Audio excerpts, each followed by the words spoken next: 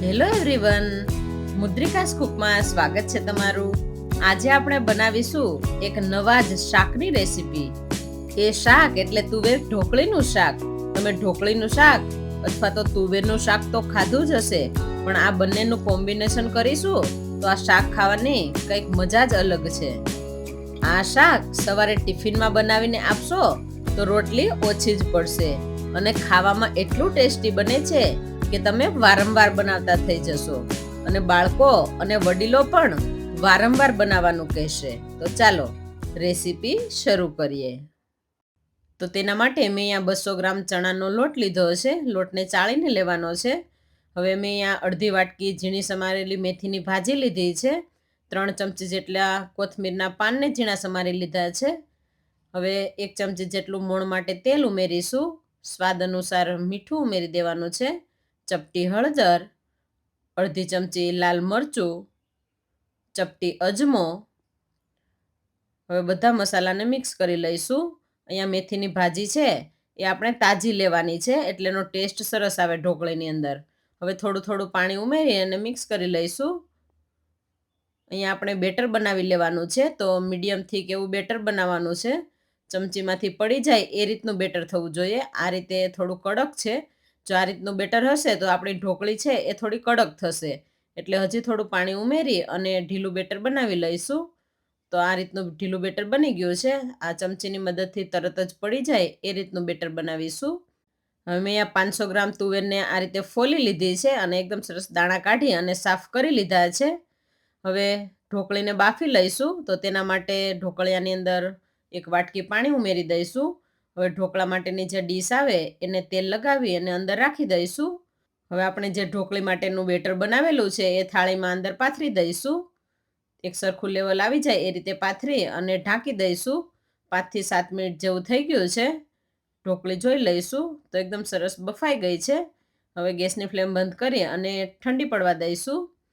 હવે એક પેનની અંદર મોટી 4 ચમચી જેટલું તેલ ગરમ મૂકી દઈશું. તેલ ગરમ થાય એટલે 10 કળી લસણના ટુકડા, લસણ લાલ થાય એટલે અડધી ચમચી આખું જીરું. હવે ફોલેલી તુવેર છે એના દાણા ઉમેરી દઈશું. દાણા ઉમેરી અને સ્વાદ અનુસાર મીઠું ઉમેરી દેવાનું છે એટલે તુવેરને ચડતા વધારે સમય ન લાગે. હવે મિક્સ કરી લઈશું. તો આ રીતે અગાઉ મીઠું ઉમેરી દઈશું તો તુવેર છે એ ફટાફટ ચડી જશે. મીઠું ઉમેરી અને બરાબર મિક્સ કરી અને ઢાંકીને ચડવા દેવાનું છે. તો અહીંયા 5-1 મિનિટ જેવું આપણે ઢાંકીને ચડવા દઈશું. તો હવે 5-1 મિનિટ જેવું થઈ ગયું છે. ખોલીને જોઈ લઈશું.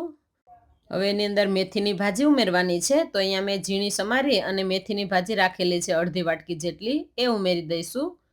અડધી ચમચી હળદર, 1 ચમચી ધાણા જીરું પાવડર, લસણવાળું મરચું 3 ચમચી જેટલું ઉમેરવાનું છે. અહીંયા તાજું બનાવેલું હોય તો શાકની અંદર એનો ટેસ્ટ વધારે સારો આવશે. તો બને ત્યાં સુધી અહીંયા લસણવાળું મરચું છે એ તાજું કરીને ઉમેરવાનું છે. હવે ગેસની ફ્લેમ લો રાખી અને મસાલાને બરાબર મિક્સ કરી લઈશું. તો મસાલા સાથે તુવેર છે એ બરાબર ચડી જશે. હવે 3 ટમેટાને મેં આ રીતે ખમણીને લીધા છે એ ઉમેરી દઈશું. અહીંયા મસાલા ઉમેરીને પાણી નથી ઉમેરવાનું, આપણે તરત જ ટમેટા ઉમેરી દઈશું એટલે એમાંથી જે પાણીનો ભાગ છે એમાં મસાલા પાકી જાય. મસાલા બરાબર પાકી જાય પછી 1 ગ્લાસ જેટલું પાણી ઉમેરી દેવાનું છે. પાણી ઉમેરીને 5 થી 6 મિનિટ આપણે બરાબર ઉકળવા દઈશું. તો શાક ઉકળે છે ત્યાં સુધીમાં આપણે ઢોકળીના પીસ પાડી લઈશું. આ રીતના તમારે નાના મોટા કરવા હોય એ રીતે તમે કરી શકો. તો આ રીતે મેં ચોરસ કટિંગ કરી લીધા છે. હવે આ રીતે બધી ઢોકળીને થાળીમાંથી અલગ કરી લઈશું. તો ઢોકળી એકદમ સરસ આ રીતની થઈ ગઈ છે. જો બાળકોને આ રીતની ઢોકળી ખાવી હોય તો તમે આને તલ અને રાઈ જીરુંથી વઘારીને પણ આપી શકો. તો આ ઢોકળી છે એ ખાવામાં પણ બાળકો માટે ખૂબ જ ફાયદાકારક છે. હવે આમાંથી અડધી ઢોકળી છે એનો હું આ રીતે હાથેથી ભૂકો કરી લઈશ એટલે એનાથી શાકનો રસો છે એ ઘટ્ટ બનશે. તો અડધી ઢોકળી મેં ભાંગી લીધી છે અને બાકીની આખી રાખેલી છે. હવે શાક બરાબર ઉકળે પછી ઢોકળી ઉમેરી દઈશું. તો અહીંયા એકદમ સરસ શાક ઉકળી ગયું છે અને ઢોકળી પણ ઉમેરી દીધી છે. હવે બરાબર મિક્સ કરી લઈશું. થોડીવાર માટે ગેસની ફ્લેમ હાઈ રાખીશું. હાઈ ગેસની ફ્લેમ પર 2 થી 3 મિનિટ જેવું થઈ ગયું છે. હવે આપણે ગેસની ફ્લેમ લો કરી અને ધીમા તાપે ચડવા દઈશું. અહીંયા શાકને તમારે કોરું રાખવું હોય તો પાણીનું પ્રમાણ છે એ થોડું ઓછું રાખવાનું છે. તો અહીંયા આપણું શાક છે એકદમ સરસ બનીને તૈયાર થઈ ગયું છે. આપણે ઢોકળી ભાંગીને નાખેલી છે એટલા માટે શાકની ગ્રેવી પણ ઘાટી થઈ ગઈ છે. તો હવે આપણે ઉપરથી ઝીણી સમારેલી કોથમીર ઉમેરી દઈશું અને મિક્સ કરી લઈશું. તો ખાવામાં એકદમ સુપર ટેસ્ટી એવું તુવેર ઢોકળીનું શાક બનીને તૈયાર થઈ ગયું છે.